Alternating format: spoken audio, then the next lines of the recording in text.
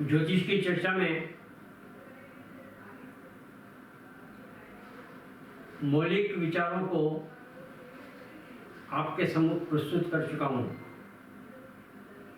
राशि के गुणधर्म, ग्रहों के गुणधर्म, भावों के गुणधर्म तथा उनके कुछ दृष्टि संबंध आदि मैं बता चुका हूँ। अब हम कुंडली के आधार पर विश्लेषण के तत्वों को समझने का यत्न कर रहे हैं, चर्चा कर रहे हैं। साधारण सी टिप्स मैं आपको देने वाला हूँ, जिसके आधार पर आप कुंडली का सटीक विश्लेषण करने में समर्थ हो सकेंगे। कदम कदम बढ़ने से कार्य सिद्धि शीघ्र होती है, परंतु कदम की दिशा और कदम की मात्रा तय होनी चाहिए। तो सर्वप्रथम हमें क्या करना चाहिए, इसे जानना अति आवश्यक है। यहाँ मैं एक लड़की की कुंडली ले रहा हूँ, जिसका जन्म 7 अक्टूबर 2020 रात्रि को 23:29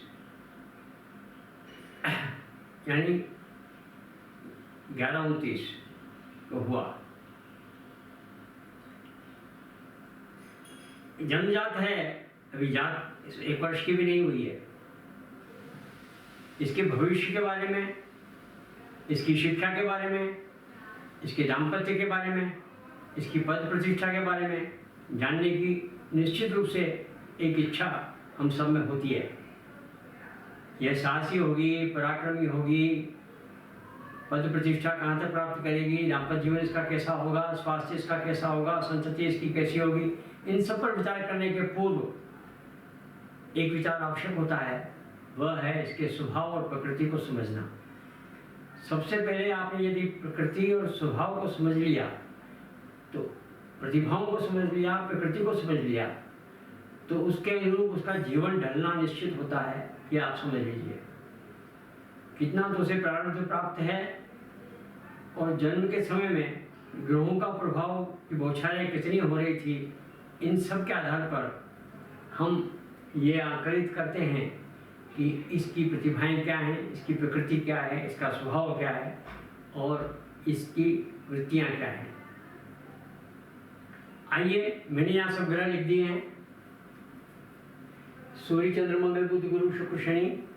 मिथुन लग्न है, 16-26 अंश का। सूर्य 20-47 का कन्या का है। अब एक एक करके मैं ग्रहों को लिखता जाता हूँ तथा उनके प्रभावों को और उसके अनुरूप उसके स्वभाव और प्रकृति को समझाता जाता हूँ। सर्वप्रथम मैं सूर्य को प्रतिष्ठित करता हूँ। सूर्य कन्या राशि का है, यहाँ विराजित है केंद्र में।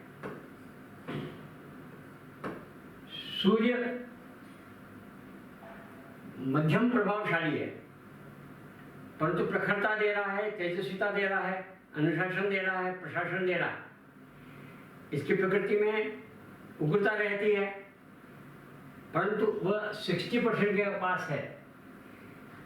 मध्यम से के लगभग बराबर मान सकते हैं।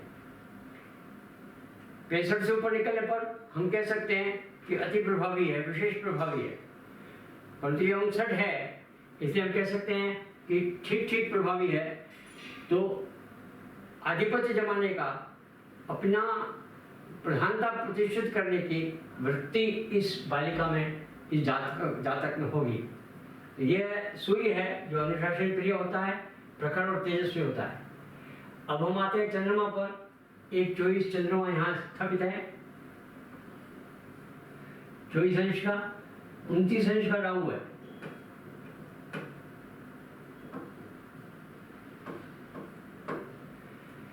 चंद्रमा विविधता का द्योतक है, चंद्रमा पर्यटन का द्योतक है, चंद्रमा यात्राओं का द्योतक है। ये बता चुके हैं। 12वें भाव में है, इसका थोड़ा सा असर मैं यहाँ बता दूंगा। राहु के साथ है, इसका असर भी मैं आपको समझा दूंगा। प्रभाव यदि देखा जाए तो चंद्रमा भी 51% मध्यम से थोड़ा कमजोर है, और 12वें भाव में होने से और कमजोर हो गया। राहु के साथ होने से उसके दुष्परिणाम भी साथ में आ गए। इस कारण से व्यक्ति में सांस की बीमारी, कफ की बीमारी बचपन में ज़्यादा रहने वाली है, परंतु विचरण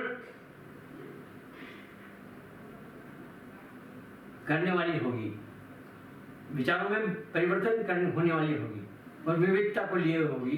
परंतु राहु के साथ होकर के 12वें भाव में होने से यहाँ मैंने बताया था, यहाँ 12वां भाव जो है स्वास्थ्य की हानि करता है, इस कारण से स्वास्थ्य पर इसका प्रभाव अवश्य पड़ने वाला है। बाकी सामंजस्यों को भी देखेंगे और फिर हम समझेंगे इसके स्वभाव में क्या है क्या नहीं है। अब आइए मंगल, मीन राशि का मंगल है, 28 अंश है, लगभग समाप्त होने पर वक्री है। मंगल 28 अंश का वक्री है और 10वें भाव में है। कर्मठता कर्मशीलता का द्योतक है, विवेक नहीं होता, पशुता रहती है। परंतु दूसरे ग्रहों के सामंजस्य के कारण पशुता में कमी आ सकती है, विवेक बुद्धि इसको मिल सकता है, तब इसकी कर्मठता, इसकी कर्म शक्ति उस क्रिया में समाहित होकर के इसको पद प्रतिष्ठित करने में समर्थ सिद्ध होगी, क्योंकि इसका मोटिवेशन पावर बहुत ज़्यादा है। किसी भी कार्य को करने का मोटिवेशन, इच्छा, लगन, शक्ति यह इस महिला में, इस जातिका में बहुत अधिक है। यानी कोई भी काम हाथ में उठाएगी उसे पूर्ण करने की क्षमता इसके व्यक्तित्व में होगी। अब यह कितना उसका प्रयोग करती है, यह उसके व्यक्ति के निर्माण में, उसके विकास में हमको ध्यान रखना चाहिए, ताकि इसका विकास हम इसकी प्रतिभाओं के अनुरूप अधिक से अधिक कर पाएँ।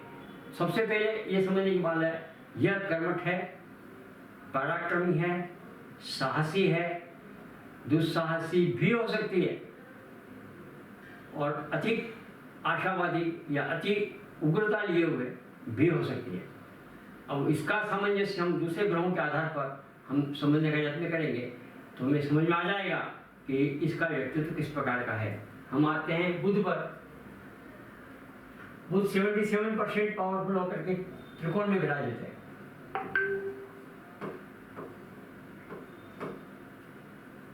पहली बात आपको बताई गई थी, केंद्र और त्रिकोण में जब कोई ग्रह बैठता है तो उसकी पावर में वृद्धि होती है, उसकी शक्ति में वृद्धि होती है, उसका प्रभाव का प्रकटीकरण अधिक हो पाता है। तो बुध कुशाग्र बुद्धि का होता है, तर्क शक्ति का द्योतक होता है, नवीनता का द्योतक होता है, नवाचार का द्योतक होता है, ये साहित्य और कवित्व का द्योतक होता है, ये लेखाकार होता है, ये गणक होता है।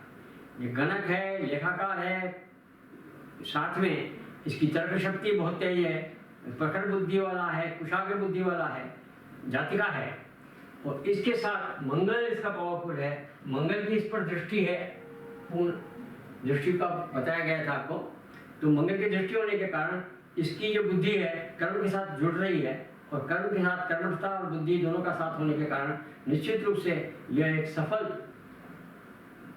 व्यक्तित्व होगा और अपने पद प्रतिष्ठा को स्थापित करने में सिद्ध होगा। तो ये बुद्ध कुशाग्र बुद्धि का होने के कारण बौद्धिक वृत्ति की वृत्ति होगी, नवाचार करने में होगी, परंपराओं से दूर, अंधविश्वासी नहीं होगी। यह बुद्धि की प्रकृति है और बुद्ध यहाँ बहुत पावरफुल है, विशेष प्रतिभाशाली है। तो इसको कार्य करने की क्षमताएं, इसकी बौद्धिक शक्ति, इसकी मानसिक शक्ति अच्छी होगी। उसके बाद हम आते हैं गुरु पर, जो 75.2% है और ये विराजित है 9 गुरु। ये भी प्रभावी है और दाम्पत्य के घर में बैठा है। गुरु का स्वभाव होता है मिलनसारिता, गुरु होता है ज्ञान, सामाजिक ज्ञान, रीति नीति का ज्ञान। तो रीति नीति कुशल, स्मरण शक्ति में प्रखर, यह समाज को सामाजिक स्थितियों में प्रवीण, समाज व्यवहार में बहुत प्रवीण, संभाषण में प्रवीण। जब कभी यह भाषण देगी तो सभासदों को प्रभावित करके रहेगी। मिलनसारिता के कारण, व्यवहार कुशलता के कारण समाज में घुलना मिलना और दाम्पत्य जीवन को सुखी बनाना, यह इसकी वृत्ति रहेगी। इस कारण से यह विविध ज्ञानों का भंडार होने के कारण, क्योंकि गुरु विविध ज्ञानों का भंडार है, स्मरण शक्ति है, परंतु साथ में पाखंडी होता है, प्रदर्शनकारी होता है, जितना होता नहीं है उसे अधिक प्रदर्शन करने का यत्न करता है, किंतु वो केंद्रस्थ है और उस पर दूसरे बुद्ध का प्रभाव भी है, और बुद्ध प्रभावी होने के कारण यह तर्क शक्ति से युक्त होगा। इस कारण से उतना पाखंडी नहीं होगा जितना कि पाखंड इसके अंदर हुआ करता है गुरु के कारण। गुरु में जो अवगुण होता है वो होता है पाखंड, गुरु में जो गुण होता है वो होता है विकास, गुरु में गुण होता है सामाजिकता, गुरु में गुण होता है व्यवहारिकता, गुरु में गुण होता है आवभगत, गुरु में गुण होता है सलाहकारिता, गुरु में गुण होता है समायोजन। इस सब व्यक्तित्व के को समझना बहुत आवश्यक है। इसलिए गुरु को आपको मैंने बताया, इसके दाम्पत्य जीवन और सामाजिक व्यवहार में बहुत बड़ा यह कार्य करेगा। ये गुरु बहुत प्रभावी है। उसके बाद हम आते हैं शुक्र 66% सिंह राशि में।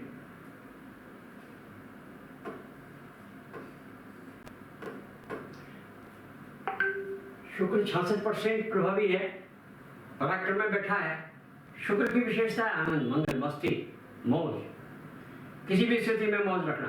अब पराक्रम के भाव में आने से यह कार्य को बोझ नहीं समझेगी, पराक्रम को, साहस को, काम को बोझ नहीं समझेगी। इसमें ये विशेषता होगी कि काम आनंद से, मंगल से करेगी। वर्क इज वर्शिप वाली भावना इसके अंदर रहेगी। कार्य को पूजा करते हुए पूजेगी और उसके आनंद मनाएगी। काम करना इसको आनंद देने वाला होगा, पराक्रम इसको आनंद देने वाला होगा। पराक्रम के गर्म होने से इसके अंदर आनंद की वृत्ति बढ़ेगी, पराक्रम में आनंद की वृत्ति बढ़ेगी और काम में वृत्ति बढ़ेगी। इस कारण से यह मंगल जो इसका एक्टिवेशन का पावर, मोटिवेशन, वो आनंद मंगल से काम करने वाली व्यक्तित्व होगी। इस कारण से सफलता निश्चित रूप से है। इसमें स्मरण शक्ति है, इसमें बुद्धि है, इसमें कर्म शक्ति है, इसमें आनंद मंगल है, उल्लास है, उमंग है, उत्सव है। इसका जीवन उत्सवमय होगा। आपको लगेगा कि हर क्षण हंसी मजाक विनोद स्वभाव के कारण यह सबको प्रसन्नचित्त करने वाली आकर्षक चेहरा और आकर्षक प्रभावित करने वाली मधुर भाषी होगी। मीठा बोलेगी, जब बोलेगी तो इसके मुख से वाणी मोती टपकेंगे, ऐसा बोलने वाली होगी। जब काम करेगी तो इसके आसपास प्रखरता, उल्लास और उमंग की छाया छाई हुई दिखाई देगी, क्योंकि ये उत्सव है, ये उमंग है, ये उल्लास है। और उसका प्रतिशतता है 66। इनका भी प्रभावी है। काफी प्रभावी होने के कारण यह विकट परिस्थितियों में भी, जब कभी विकट परिस्थिति आएगी उसमें भी यह अधिक चिंतित या अधिक दुखी प्रतीत नहीं होगी। आनंद से उस कष्ट को भोगते हुए, उसका निपटारा करते हुए, उसका समाधान करते हुए आगे बढ़ने की इसकी वृत्ति होगी। यह इसका स्वभाव होगा। यह शुक्र का प्रभाव है। अब मैं अंत में आता हूँ शनि के प्रभाव में। शनि मकर राशि का एक अंश का यहाँ बैठा है। शनि भी अति प्रभावी है। शनि के गुणधर्म समझिए। शनि न्याय प्रयोग होता है। सबसे बड़ी बात है शनि अंकुश है। किस पर अंकुश होता है? जो मदमस्ती शुक्र के कारण आ जाती है, जो उन्मत्तता शुक्र के कारण आ जाती है, जो विलासिता या उच्छृंखलता, स्खलन शुक्र के कारण पैदा होता है, यह उस पर अंकुश है। वृथालाप जो गुरु के कारण पैदा होता है, पाखंड जो गुरु के कारण पैदा होता है, यह उस पर अंकुश है। अतिरेक जहां हो, चाहे कर्म का हो, चाहे बुद्धि का हो, उस अतिरेक में यह खलल डालता है, उसका विरोध करता है, उस पर अंकुश रखता है कि आप अपनी सीमाओं में काम करें, अपनी सीमाओं का प्रयोग करते हुए अपनी प्रतिभाओं का प्रयोग करें।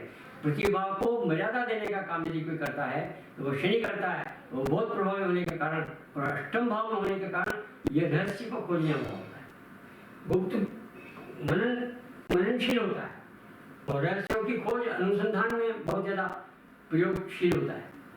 ये दंडनायक है और दंड देने का पावर को मिलता है, अधिकारों से युक्त होता है। तो यह महिला, यह जातक आप निश्चित समझिए कर्मठ होगा, बुद्धिमान होगी, यह क्रियाशील होगी, कर्मयोगी होगी, कुशल प्रशासक होगी, साथ में मिलनसार होगी, समायोजन करने की ताकत होगी, हंसमुख स्वभाव का होगा, मृदुभाषी होगी और दूसरों लोगों को प्रभावित करके समाज में प्रतिष्ठा प्राप्त करने वाली होगी।